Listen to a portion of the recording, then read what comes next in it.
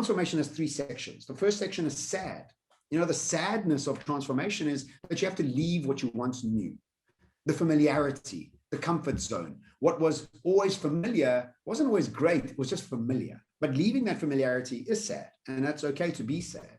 But when you leave familiarity, you land squarely in strange, because now nothing makes sense. Nothing is like it used to be, and there are no anchor points into the future. And lastly, you begin a new adventure. And that's what 2026 will be, is like this new adventure that we're moving towards. And so where we are right now is sad and strange.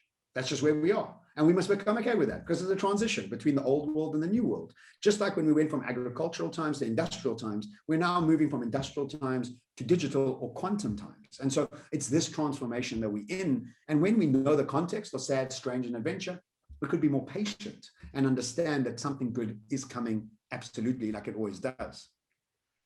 And another buzzword that I've been asked to speak about a lot at conferences is resilience. I ran a resilience boot camp for YPO New York because it was such a hot topic at the end of last year. And again, resilience has three sections, and we must be careful, because a lot of times resilience can be a trap of evolution.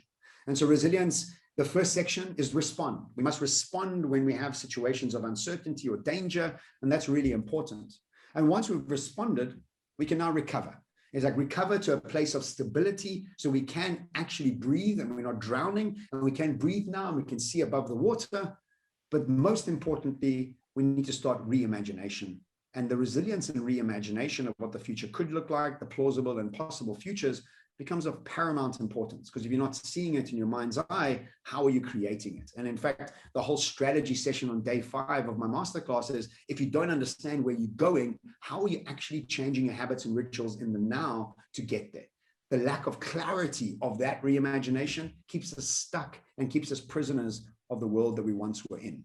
So focus, reflection, which part of the transformation are you in? What is your focus and resilience? And how do you move to imagination rather than always being in respond and recover?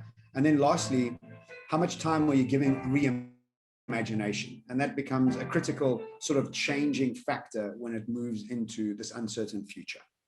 So breakout rooms, again, we get people to go into 4 or 5 people into a breakout room, and then we go into a discussion. Tell me if you have any questions or anything like that. Can I ask? Hello.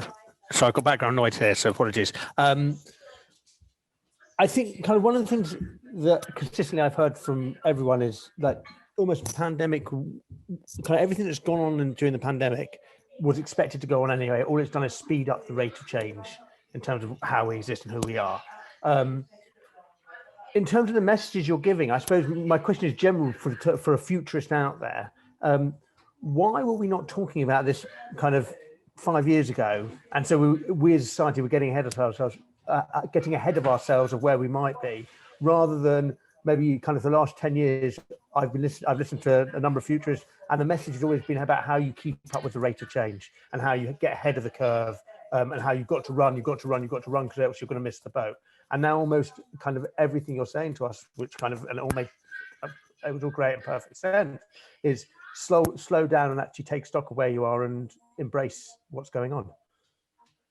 Look, I think it's this level of uncertainty that we're in that gives us an opportunity to pause. I don't think we had the luxury of pausing.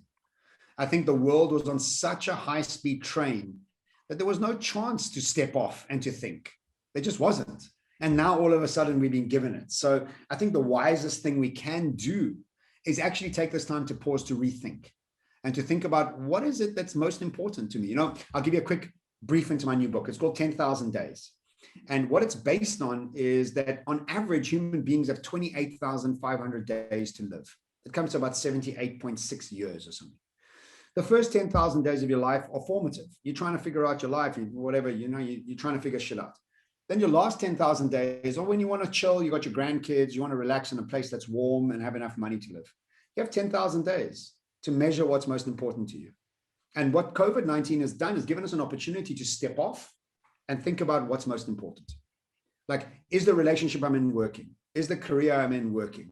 Am I doing enough to reinvent myself? So look, I don't like to call myself a futurist because they sometimes want to predict the future. I like to call myself a futures strategist because I want to help you prepare your mindset and your organization for the uncertainty and the ability to reimagine in a world. I don't know what the future is going to look like. Nobody does. And if they do, they're lying. What you can only do is manage your behavior in this level of uncertainty. And so this is a time to take stock. And I think the smartest people are taking stock. And the least smart people are desperate to get back to normality. And that isn't a good place to be. It's a time to reimagine.